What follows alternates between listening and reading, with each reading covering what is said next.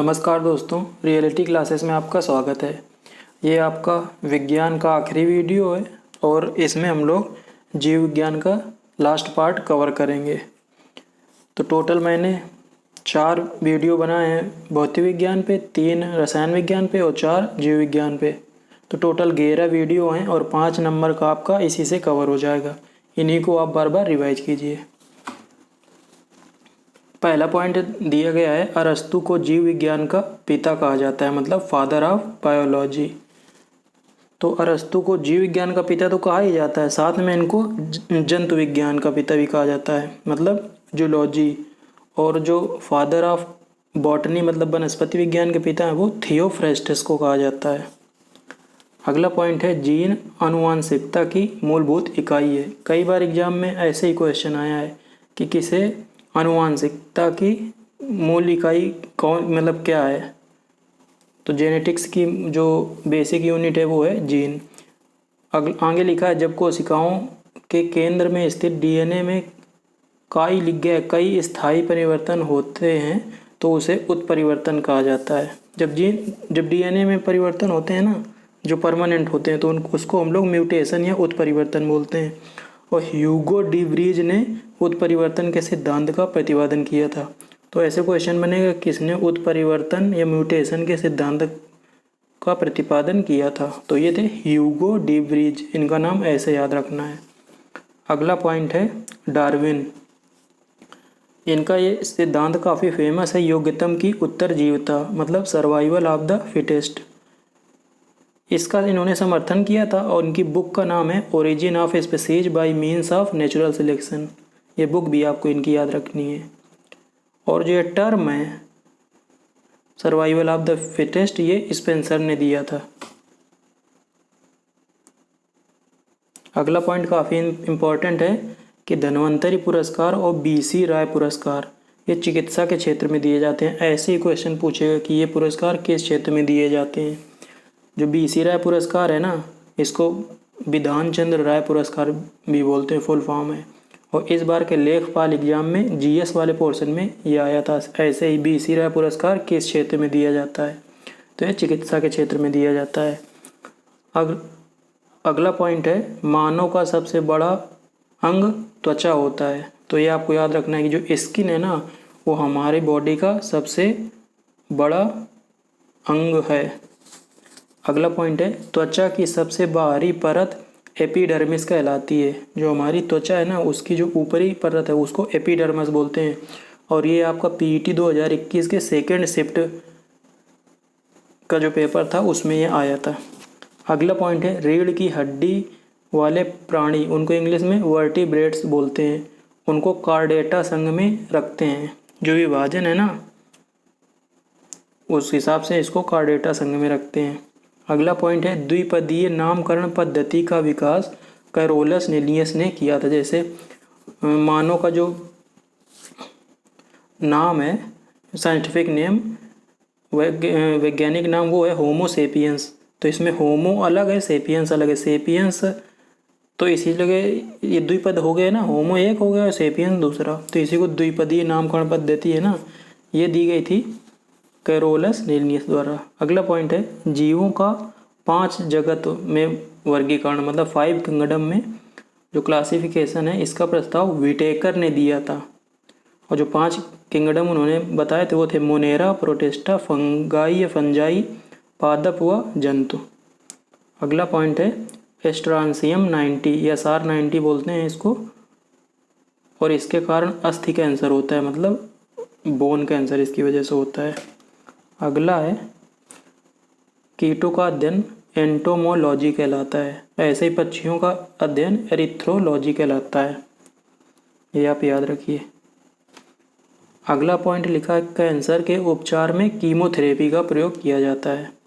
ये आपको याद रखना है कि कीमोथेरेपी है ना, दी जाती है जिसको कैंसर हो जाता है। अगला पॉइंट है, हमारे द्वारा छोड़ी गई सांस में लगभग 4% कार्बन डाइऑक्साइड होती है। जो हम लोग सांस छोड़ते हैं उसमें कार्बन डाइऑक्साइड होती है, हम लोग ऑक्सीजन लेते हैं, ऐसा सुन रखा है। ये ऑक्सीजन लेते हैं और कार्बन डाइऑक्साइड छोड़ते हैं। तो जो हम लोग सांस छोड़ते हैं उसमें 4% कार्बन डाइऑक्साइड होती है। अगला पॉइंट है डॉली नामक भेड़ का क्लोन स्कॉटलैंड में बनाया गया था। यह विश्व में किसी स्तनधारी का प्रथम क्लोन था। मतलब पहला स्तनधारी जिसका क्लोन बनाया गया था वो डॉली नाम की भेड़ थी। अगला पॉइंट काफ़ी इंपॉर्टेंट है कि कोशिका की खोज मतलब सेल की खोज किसने की थी। तो इनका नाम है रॉबर्ट हुक, इन्होंने की थी। इनका नाम आपको याद रखना है। अगला पॉइंट है पादप कोशिका भित्त सेल्यूलोज की बनी होती है। जो प्लांट सेल होती है ना उसमें बाहर एक कोशिका भित्ति होती है, लेकिन जो जंतुओं की मतलब होती है सेल, एनिमल सेल, उसमें बाहर भित्ति नहीं होती है। तो जो पादप सेल होती है उसमें जो बाहर की भित्ति होती है वो सेल्यूलोज की बनी होती है। अगले 2 पॉइंट मोस्ट इम्पॉर्टेंट हैं। माइटोकॉन्ड्रिया को कोशिका का ऊर्जाघर या power house of the cell कहा जाता है, और लाइसोसोम को कोशिका की आत्महत्या की थैली या suicidal bag of the cell कहा जाता है। अगला पॉइंट है कोशिका का नियंत्रण केंद्रक से होता है। जो पूरे फंक्शन होते हैं ना सेल के अंदर वो केंद्रक या न्यूक्लियस बीच में होता है, वहाँ से होते हैं। अगला पॉइंट है कोशिका में स्थित तरल जैविक पदार्थ को जीव द्रव्य। तो कोशिका में जो अंदर तरल भरा रहता है उसको जीव द्रव्य बोलते हैं, और ये जीव द्रव्य नाम दिया था पुरकिंजे ने। अगला पॉइंट काफ़ी इंपॉर्टेंट है प्रोटीन का संश्लेषण राइबोसोम में होता है, और इसलिए राइबोसोम को प्रोटीन फैक्ट्री नाम से भी जाना जाता है। अगला पॉइंट है कोशिका में केंद्रक या न्यूक्लियस की खोज रॉबर्ट ब्राउन ने की थी। तो ऐसे आपको याद रखना है कोशिका या सेल की खोज की थी रॉबर्ट हुक ने, और केंद्रक की खोज की थी रॉबर्ट ब्राउन ने। Robert Hooke, Robert brown. अगला पॉइंट लिखा है कोशिकाओं का अध्ययन स्टडी ऑफ सेल साइटोलॉजी कहलाता है। तो साइटोलॉजी कहलाता है कोशिकाओं का अध्ययन। अगला पॉइंट है जीवित कोशिका की खोज एंटनी वॉन ल्यूवेनहॉक ने की थी। जो ऊपर रॉबर्ट हुक ने खोज की थी कोशिका की वो डेड सेल उन्होंने देखे थे, लेकिन जो लिविंग सेल की खोज की थी वो एंटनी वैन ल्यूवेनहॉक ने किया था, और इनको फादर ऑफ माइक्रोबायोलॉजी कहा जाता है, ल्यूवेनहॉक को। अगला पॉइंट काफ़ी इंपॉर्टेंट है मनुष्य में 22 जोड़े मतलब 23 गुणसूत्र या क्रोमोसोम बोलते हैं इंग्लिश में पाए जाते हैं। तो मनुष्य में 22 जोड़ी या 22 जोड़ी या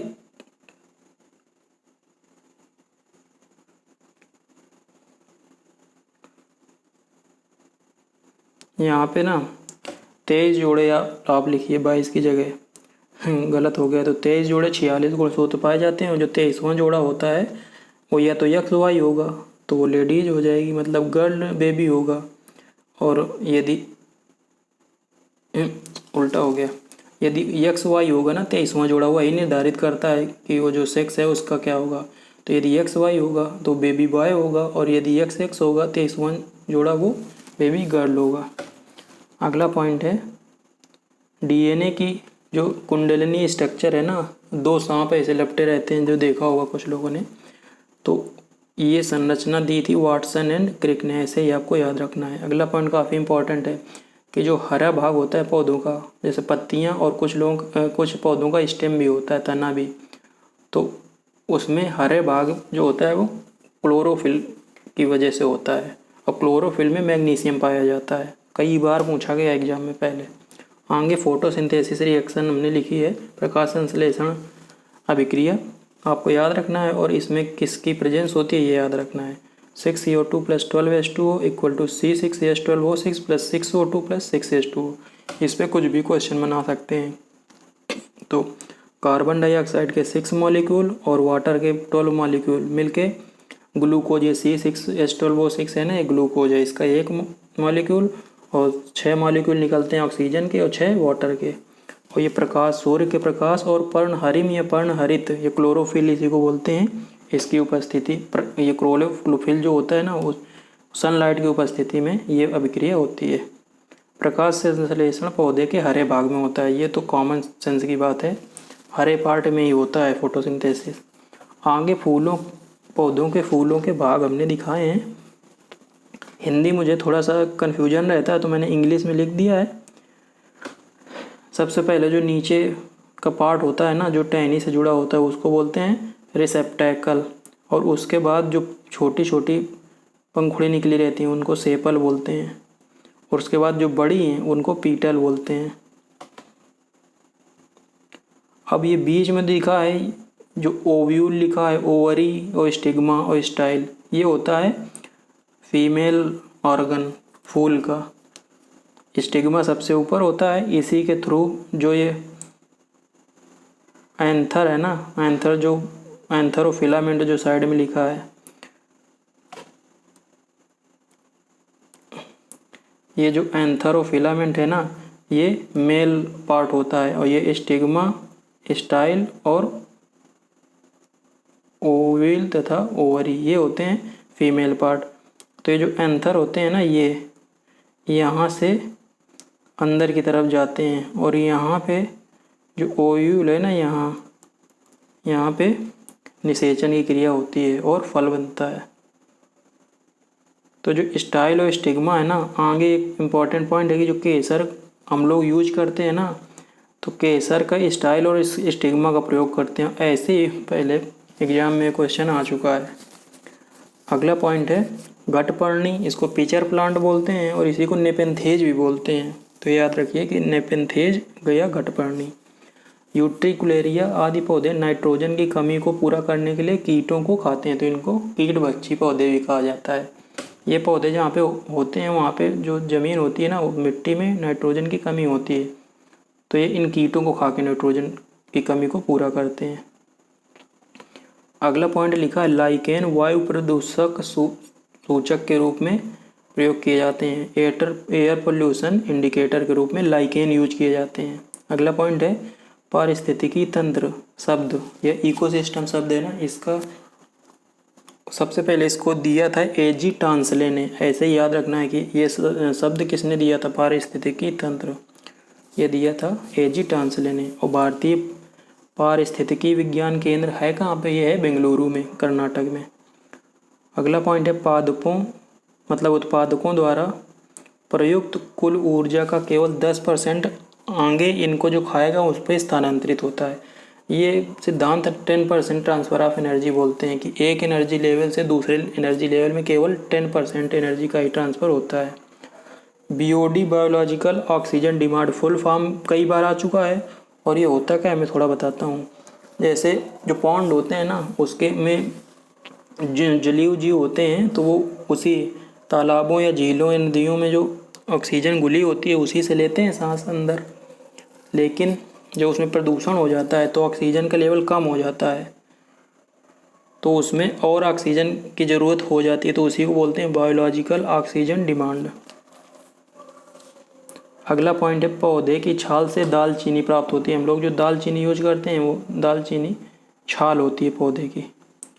अगला पॉइंट है जाइलम ऊतक पौधों में जल तथा फ्लोएम ऊतक खनिज तत्वों का परिवहन या ट्रांसपोर्ट करते हैं। तो ये आपको याद रखना है, कई बार एग्जाम में पूछा गया है, तो ऐसे आप याद रखिए। ट्रिक मैं बता रहा हूँ। जाइलम जल समझ में आ रहा है, जल, जाइलम मतलब जल, तो ये वाटर का ट्रांसपोर्ट करता है। फ्लोएम का मतलब फल, फल का मतलब खनिज लवण।